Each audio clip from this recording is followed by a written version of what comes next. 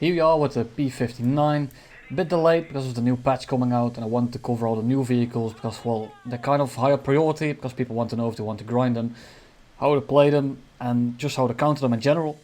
But here we are as promised with the P-59. If you are from the future, because I will be making a team play video, as well as a video on target selection, as well as a video on the energy management, I will actually direct you to this video as well. So keep that in mind. I will of course give a different kind of explanation as I will in this video. In this video I will more focus on the actual plane itself instead of the technicalities behind the energy. I will still mention it here and there, don't get me wrong, I'm not gonna leave you completely dry. But yeah, keep that in mind. So it won't be the same explanation.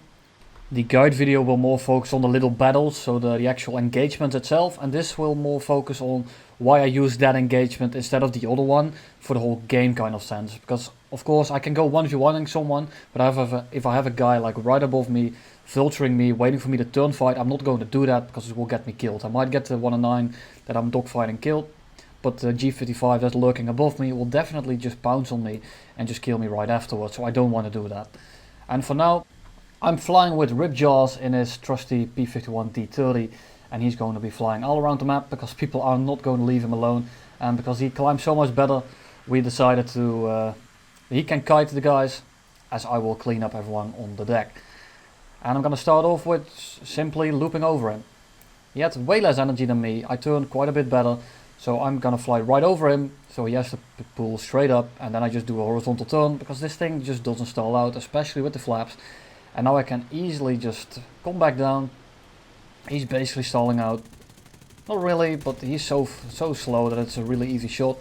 Of course, you only have 350 cals, so that's not the most amount of damage.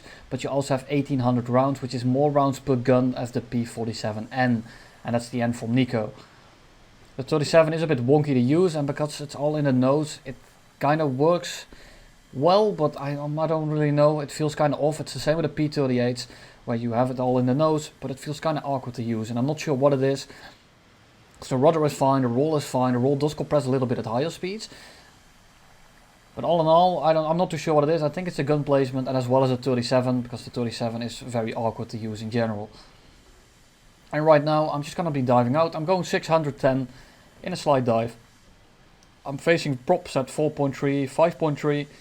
So I'm not very worried that they are actually going to catch me, and you can see that I'm easily just going to be running away here.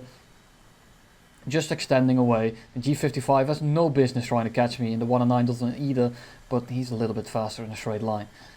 The Dornier 335 might be able to catch me if he had a good position and he could dive on me, but at this point I'm going 650, 660.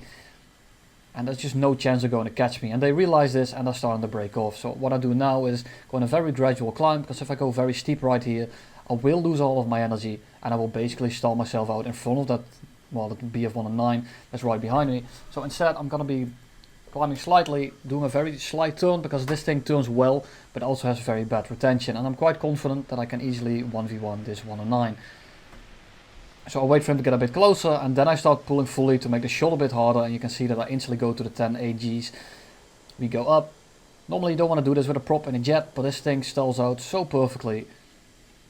And I had a little bit more energy because I was outrunning him, so you have to keep that in mind as well. If you outrun someone and you start dogfighting with him, you have to keep in mind that you might have a lot more energy than him. Of course in this thing you dump a lot of speed in those turns, so it doesn't really matter. But it doesn't matter in the slightest either, because I don't stall out and I can easily just pitch my nose up and kill him that way. And now I'm going to be looking for some targets. Ripjaws in the background, there's still two guys on him and they're not letting him go. Dornier isn't too much of a threat, the 190 is relatively slow. I'm going 570. And that's higher than his top speed in a straight line, and he was slightly climbing. And he just did a turn, so there's no way he's going to be able to pitch up for this. So I just loop over. I see that he starts diving away, and if I just chase him down right now, what's going to happen is that, well, I'm going to lose a lot of my speed, and there's multiple people in the area, so I don't really want to do that. I crit him, doesn't look too serious, so I'm just going to go extending to the 190s over here, as well as the 335. And hopefully I can clean my friendly up here, because I might be needing him in the future. That's a G55 coming in as well. So it's basically a 4v2 over here, and an F6F on the deck isn't very potent, especially versus these planes. And right there I just went up. The 335 has no business trying to get this stall shot in because it's a 335, he stalls very poorly. As you can see, he's not that's not much of a problem. I'm not sure how that hit me, but luckily I think it was only a 7.7, and I will do the same thing again. I have way more energy, so I will just loop over 90 degrees up, and I might be able to pull in right into him here, which I do. Get a hit with a 37 after I critting him, but I believe that I shot his tail off, and at this point he's going straight into the ground. So right now I'm going to go straight for the 190. I'm not too worried about the G55 in terms of dogfighting him in a 1v1, but I definitely don't want to 2v1 him. So I want this guy to not kill the F6F. Starting to use my 50s because I'm not really bad with the 37, as you can tell. I'm going 500, which is relatively fast for this BR. And that G55 isn't going to keep up with me if I just extend away now. And at this point I'm not going to risk the head-on with that thing because this thing is very slow if I have to turn around. He crashes luckily. But if I were to turn around there, he might commit in a head-on with me. And I can't really dodge it at low speed, so I'm forced to commit. And forcing to commit with a G55 when you only have 350 cals isn't my favorite thing to do, so to speak. So I kind of let him go for the F6F, and then I can go for the G55. He's going head-on as I thought. So I pull off, I go up. If he tries to follow that, he stalls himself out. He doesn't, he goes for my friendly. And he's very slow, so for me it's a very easy picking here. I shoot his tail off. Completely gone. And that's another one dead. The guy that was chasing rip jaws the whole game has finally broken off. And the rip jaws killed the other one in the 1v1. So now I only have to deal with the last guy. Seems like he is going for my friendly, so I was pretending to break off for a little bit to make him pick a target. Hopefully he tunnel visions and then I can come in from the side because he is substantially faster than me because he just came out of very high degree dive. Just spraying my guns. I still have 1000 rounds left, which is basically 300 rounds per gun. A bit more even, about 340 at this point. And now he starts to turn and it's basically game over. I'm just using my 50s again. He's on fire. There's not much he's going to do anymore. This is one of these planes that if you get it on your 6, you're not going to be doing anything. And that's game. And this is my basic gameplay on the energy management. I will go more in depth into the scenarios themselves, the very small chunks of the game. And that's some hate mail. Thank you. Welcome to YouTube. So I will cover that in the separate video. I'm still not sure when I will upload this because it's taking a lot of work, as is the last one. So stay tuned for that, but I'm just trying to look for a way to convey my points. And I'm gonna go for the result screen right now, and then we will go into the second game, where we also fought some Japanese. He's trying to team kill me, very toxic, but that's alright, I can kick him anyway. And here you go, no premium, but plenty of silver lions, not much resource points because no premium, and I'm not researching anything. So now we go for the second game. And we're facing the Japanese as well as the Germans this time. No Italians, as far as I'm aware.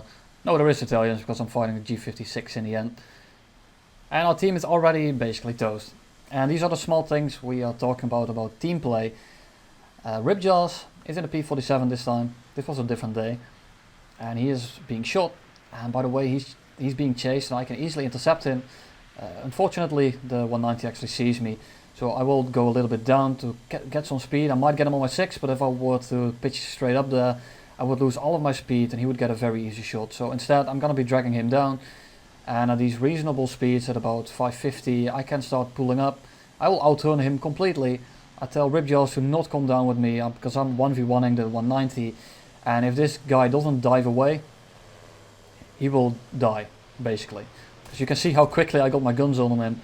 And this is why I'm said in the previous video, which I will link on the top right here, about the big brain moment. You have to know your planes. And by knowing your planes, you can set up a battle plan. Because I knew I would be easily able to 1v1 this guy. I can tell Ripjaws, keep your altitude, face the other guys, as I clean this guy up. Of course, my aim is very much potato here. LF9, I'm not sure why you're going for that. Like, I'm clearly on him. And then he tries to steal it as well, to make it even better. He's on fire. There you go, A7M, have fun with him. I'm going to be extending away. I'm going to be keeping my altitude as well as my speed. Because I can convert this 600 kph in quite a bit of altitude by just gradually climbing up. which is exactly what I will do. That Kia 84 is going to be posing much of a threat. It's basically the same as the last game. He got chased the whole game and he wouldn't let go until the end, and then we actually had some team play again. And the rest of this game will just be mostly showing you what this plane can do. So if you're not really worried about the plane itself, and if you're really here for the team play, then I suggest you to skip to the end. I will put a little thing in the description because I'm not really sure what time it is. It's the last 1 to 2 minutes when I start fighting the G56 and another plane. I kind of forgot which one it is. It's been a while. Easy shot on the J6K. He was very slow. I outturned him completely. Of course, it's still a bit dangerous to dogfight because he might turn very well. I might turn very well, but I don't have the lower end power that a jet prop has. They're very light and they have a prop engine. So basically I'll be fighting them at their best climb rate, which is also my best climb rate, but my best climb rate isn't very high. Go for the A6M, A7M, excuse me. And I won't have much trouble catching this guy. I mean, it's an A7M and I'm in the P-59. This thing is way too fast for its BR. It should totally be up tiered. 5.3 is absolutely criminal. The only saving grace of this plane, while not being quote-unquote broken, is kind of the roll rate and the compression of that. But it's still, it shouldn't be 5.3. Not to flex over here, but I've gotten 100 kills with 0 deaths in 30 games. Didn't lose a single game. And I did fly it all with Ripjaws in a 2-man squad. But I shouldn't be able to do that in a plane. I did get lucky once or twice, but even then, it doesn't really matter. This plane is very much disgusting, and it should at least be 5.7, if not even 6.0. And here we go. He set the fire out, because that's what A7Ms do lately. Very annoying.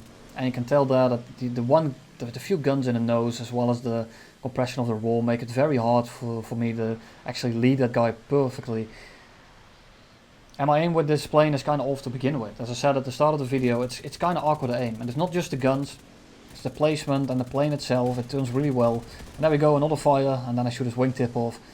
And that's the third kill. And now I'm going to be extending away because I'm not sure where the enemies are. And there's quite a few of them left. I know there's one around the north side of the map. There's Dream Army in the J6K, and I'm kind of curious if I can actually dogfight him.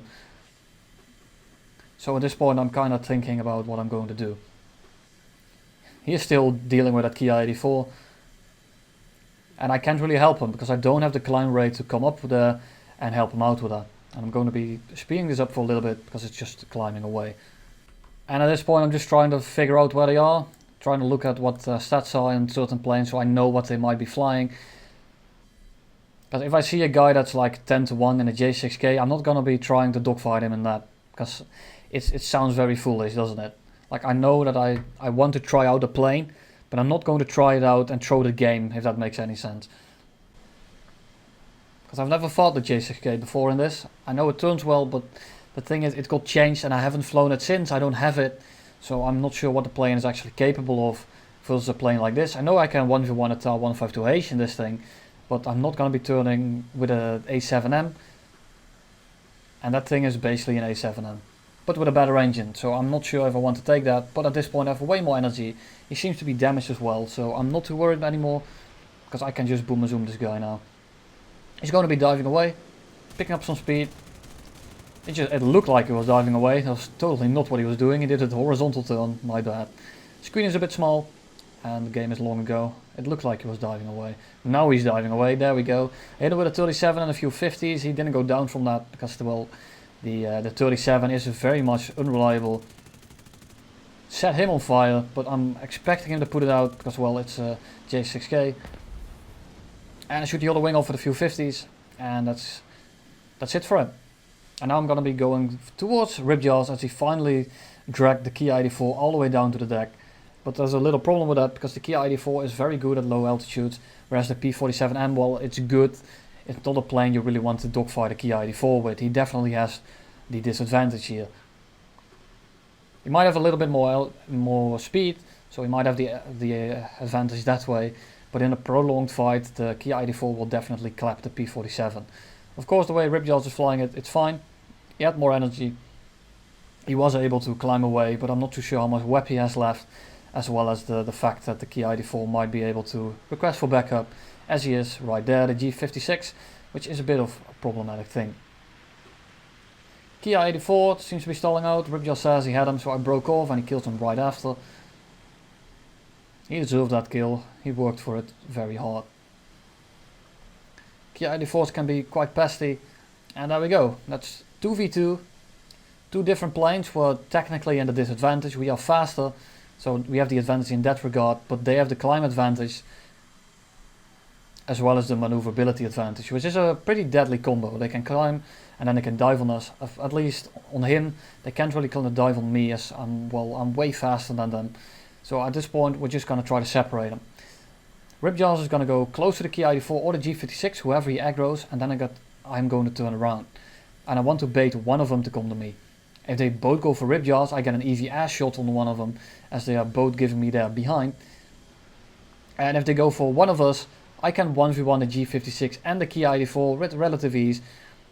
And Ripjaws can keep him on a silver platter for me. As he runs away, I can then go back to Ripjaws and maybe shoot the guy with a 6. It will all depend on how the enemy plays it. So at this point it's just kind of a waiting game.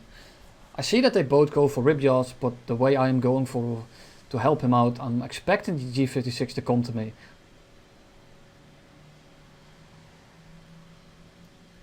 But he doesn't really seem to be wanting to do it. And there he finally comes. I'm giving him that head on that he probably wants. And at this point he was climbing, he just took off. So I'm expecting him to be relatively slow. I'm going 600 something. I can't really read it right now. I just remembered it. And you can see how easily I outturn him. It's kind of unfair, and he has full fuel in the back because he just took off. Well, I don't know what fuel load he's running, but he's definitely not going to be low on fuel. And there you go, the 37 aim is absolutely atrocious. I crit him at this point, so I can probably just loop up with him. I'm not too worried about him anymore whatsoever. P-47, Mr. Ripjaws, claps the Key ID4. And now I get a stall shot on the G56 and I actually miss, just too low, just too high. And the third one is right in the middle. And there you have it. 2 games in the P-59.